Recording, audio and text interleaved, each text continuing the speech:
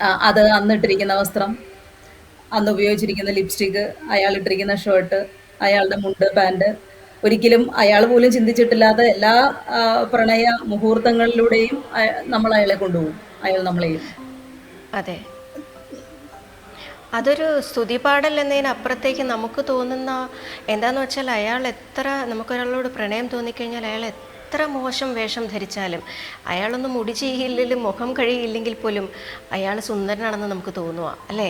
നമ്മൾ പറഞ്ഞു പോകും. തുടർന്ന് ദാമ്പത്യത്തിൽ അയാൾ എത്ര ഗംഭീരമായി വസ്ത്രം ധരിച്ചു വന്നാലും ചിലപ്പോൾ നമ്മൾ പറയണമൊന്നുമില്ല. അതെ തീർച്ചയായിട്ടും. പ്രണയത്തിന്റെ ഏറ്റവും വലിയൊരു കള്ളം എന്ന് പറയുന്നത് അതാണ്. പ്രണയം ഒരുപാട് കളവുകൾ ഒളിച്ചു വെക്കുന്ന ഒരവസ്ഥയാണ്.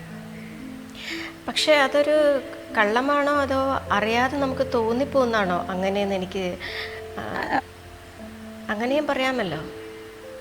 അയാളോടുള്ള അന്ധമായ ഇഷ്ടമാണ് അയാൾ ഏത് രീതിയിൽ ഇഷ്ടത്തിൽ നിന്നാലും നമുക്കൊരു അയാൾ സുന്ദരനാണ് എന്ന് തോന്നുന്നത്. അങ്ങനെയും അതാണ് ആവാമല്ലോ. അന്ധത എന്നുള്ള വാക്കിന്റെ തന്നെ ഇപ്പോ